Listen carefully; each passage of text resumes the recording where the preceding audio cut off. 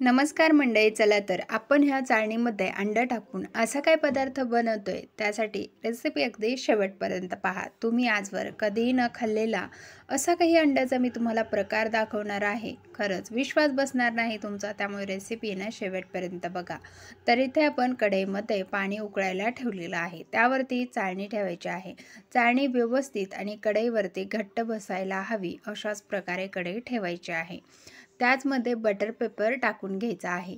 आता या बटर पेपरवरती ना आपल्याला तेल लावून घ्यायचं आहे, म्हणजे आपण बनवतोय तो पदार्थ या बटर पेपरला किंवा चाळणीला चिकटणार नाही.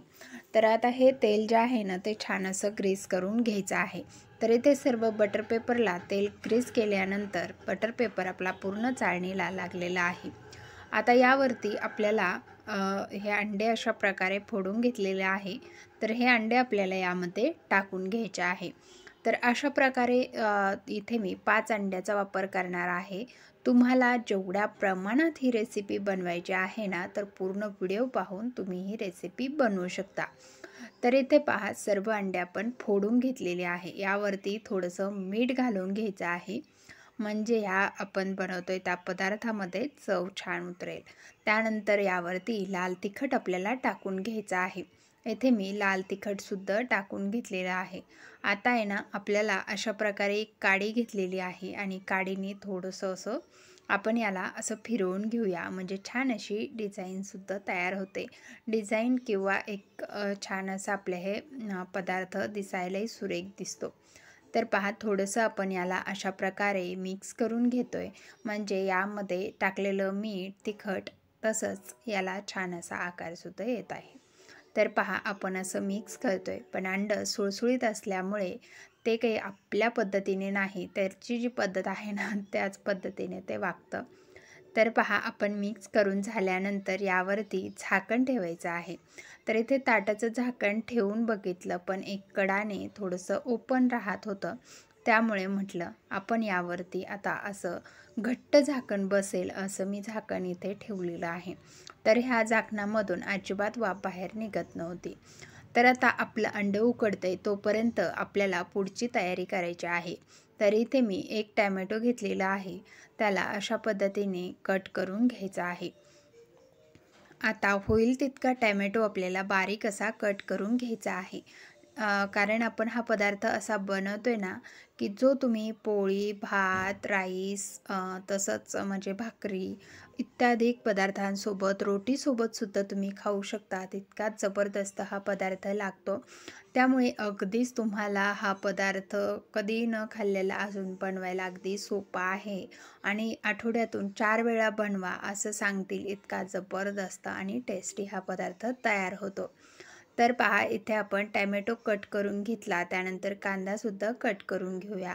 तर कांदासुद्धा दोन्ही साईड कट करून टाकायच्या. बऱ्याच वेळेला आणि बऱ्याच व्हिडिओमध्ये मी तुम्हाला सांगत असते, कांदा चिरण्याची व सोलण्याची सर्वात सोपी ट्रिक. तर पहा, इथे अगदी झटपट कांदा चिरायला सोपा जातो. त्यामुळे ना वरची एक जी जाड म्हणजे आपल्या कांद्याची हे असते ना, ते काढून टाकायची, म्हणजे कांदा एकदम क्लीन होतो. आणि बारीक कांदासुद्धा कट करायचा आहे. आता काय कांदा बारीक कट करत असताना फक्त आपल्याला जवळजवळ कट मारून घ्यायचे आहे. आडव्या साईजमध्ये सुद्धा जवळजवळ कट मारायचे, म्हणजे एकदम बारीक कांदा चिरला जातो. याला नंबर द्यायचा म्हटलं ना तर 0 नंबरचा आपला कांदा कट होतो. जर तुम्ही अशा प्रकारे कट केला तर तुम्ही पाहू शकता किती बारीक असा कांदा कट झालेला आहे. आता बऱ्याच वेळेला आपण पाणीपुरी, भेळ हे बनवत असताना कांदा आपल्याला बारीक चिरायचा असतो, पण तो काही केल्या बारीक चिरला जात नाही. तर तुम्ही माझी ही ट्रिक वापरून सुद्धा बनवू शकता, एकदम बारीक कट करू शकता. तर इथे पहा, आपण संपूर्ण कांदा जो आहे ना तो सेमच पद्धतीने कट करतोय. तर अगदी जवळजवळ कट केला ना की अगदी 0 नंबरचा म्हणजे कांदा आपला कट होतो. म्हणजेच थोडक्यात काय तर एकदम बारीक असा कांदा कट होतो. इथे आता एक कांदा, एक टोमॅटो आपलं चिरून झालेला आहे. आता एक वाटण आपल्याला तयार करून घ्यायचं आहे. तर इथे मिक्सरच्या भांड्यामध्ये थोडंसं खोबरं, 2 हिरव्या मिरच्या, आलं घातलेलं आहे 1 ते 1.5 इंच, 5-7 लसणाच्या पाकळ्या आणि इथे थोडीशी कोथिंबीर अशा प्रकारे घालायची आहे. तर आपल्या कोथिंबीरीमध्ये देठसुद्धा आहेत, तर देठाचीच कोथिंबीर इथे वापरायची आहे.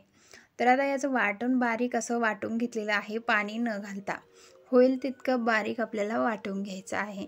तोपर्यंत आपली ही पूर्ण तयारी होईपर्यंत इकडे अंडंसुद्धा छान असं शिजलेलं आहे. तर आपल्याला आहे ना अशी तार टाकून किंवा चमचा टाकून टूथपिक टाकून तुम्ही असं चेक करू शकता. तर अजिबात लागत नाही आहे, म्हणजे आपलं अंडं छान असं शिजलेलं आहे. आता याला थंड होण्यासाठी आपण काढून घेऊया आणि थंड होईपर्यंत ठेवूया. तर आहे ना मी असंच हे अंडं आता थंड होईपर्यंत ठेवून देणार आहे. तर तुम्ही पाहू शकता किती सुंदर असं शिजले गेलेलं आहे. तर आज आपण पनीरसारख्या क्यूब तयार करणार आहोत अंड्याच्या आणि मस्त भाजीसुद्धा तयार करतोय. तर तुम्हाला इथं आल्यावर सांगितलेलं आहे, त्यामुळे आता थोडीशी रेसिपी राहिली, सोडून न जाता शेवटपर्यंत बघा. कढईमध्ये तेल घालायचं, तेलामध्ये बारीक चिरलेला कांदा घालायचा आहे. कांदा चांगला असा परतेपर्यंत परतून घ्यायचा आहे. तर इथे पहा कांदा चांगला परतलेला आहे. आता घालायचा आहे टॅमॅटो. टॅमॅटोसुद्धा सेम पद्धतीने आपल्याला परतवून घ्यायचा आहे. कांदा टॅमॅटो इथपर्यंत परतवायचा आहे की ग्रेव्हीमध्ये अजिबात कांदा टॅमॅटो मोठ्या साईजमध्ये दिसणार नाही.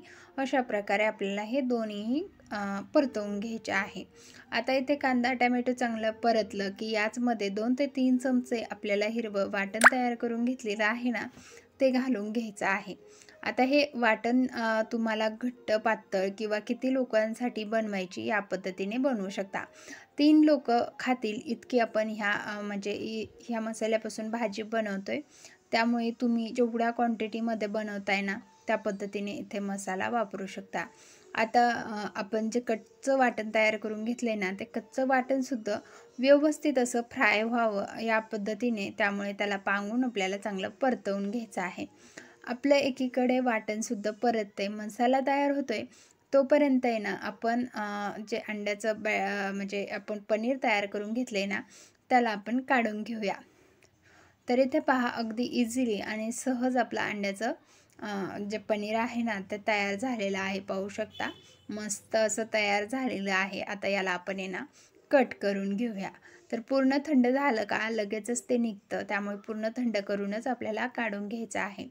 तर आता पहा अशा प्रकारे कट करून घेतलेलं आहे चौकोनी पीसमध्ये. तर ही भाजी आहे ना पनीरच्या भाजीला सुद्धा मागे टाकते आणि अगदी किती मोजक्या म्हणजे कमी खर्चात होणारी भाजी आहे. तुम्ही पाहुणे जरी घरी आले ना तरीसुद्धा ही भाजी बनवू शकता. अगदी झटपट आणि इन्स्टंट तयार होते. जास्त वेळसुद्धा लागत नाही आणि इतकी जबरदस्त होते. तर पहा आपल्या इकडे मसाल्याने ना चांगलं तेल सोडलेलं आहे.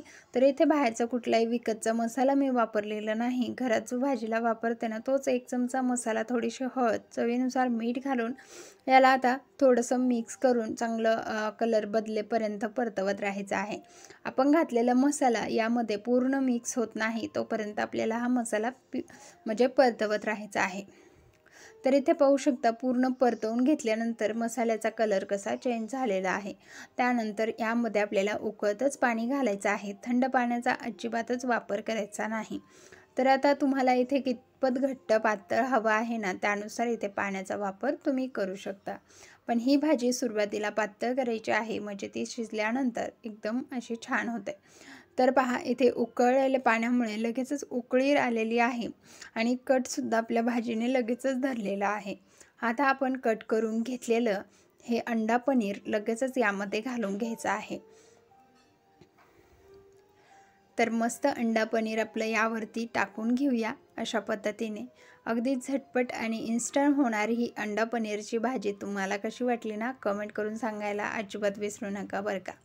तर आता तुमच्या घरी पाहुणे येऊ द्या किंवा मुलांनी हट्ट करू द्या, तुम्ही एकदा दोनदा नाही तर 4 वेळेस आठवड्यातून बनवाल. इतकी सोपी, सिंपल आणि झटपट. आणि तुम्ही जर नॉनव्हेज खाणारे असाल तर अजिबात कंटाळा करणार नाही ही भाजी बनवण्यासाठी. तर मस्त अशी आपली भाजी तयार झालेली आहे, पाहू शकता. तर आता याला मिक्स करून घ्यायचं आहे आणि छान असं 2-3 मिनिटं शिजवून घ्यायचं आहे. जास्त वेळासाठी अजिबात शिजवायचं नाही. 2-3 मिनटं भाजी शिजली की लगेचच तुम्ही ही गरमागरम भाजी खायला घेऊ शकता. आता थोडीशी कोथिंबीर घालून घेऊया. भाजी आपली तयार झालेली आहे. तर तुम्हाला मी दाखवते किती सुंदर अशी आपली भाजी तयार झालेली आहे. तर वाटते की नाही पनीरपेक्षाही जबरदस्त ही भाजी. तर चला, नॉनव्हेज लवरला तर ही भाजी खूपच आवडली असणार आहे असं मला तरी वाटतंय. तर तुमची कमेंट करून तुम्ही तुमच्या राय मला कमेंटद्वारे नक्की कळवा, की आपली ही नवीन रेसिपी तुम्हाला कशी वाटली आणि आवडली असल्यास जास्तीत जास्त शेअर करायला विसरू नका. कारण रेसिपी शेअर केल्याशिवाय समोरच्याला आपली ही नवीन रेसिपीची आयडिया म्हणजे दिसणार नाही किंवा त्यांच्यापर्यंत पोहोचणार नाही. त्यामुळे तुमच्या मित्रपरिवारासोबत तसंच फॅमिलीसोबत ही रेसिपी शेअर करायला विसरू नका. जास्तीत जास्त व्हिडिओ शेअर झाला पाहिजे. आणि हो, तुम्ही चॅनलवरती पहिल्यांदाच असाल आणि आणखीन तुम्ही आपल्या चॅनलला सबस्क्राईब केलं नसेल, तर लगेचच करून घ्या. बेल आयकनला सुद्धा ऑन करा.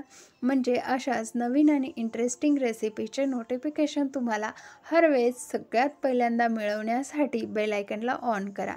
चला तर भेटूया नवीन एका अशाच इंटरेस्टिंग आणि यूजफुल टेस्टी रेसिपीसह. तोपर्यंत तुम्हीसुद्धा अशी अंडा पनीर बनवा. कशी झालती माझ्याच व्हिडिओच्या खाली येऊन कमेंट करून सांगायला विसरू नका. धन्यवाद.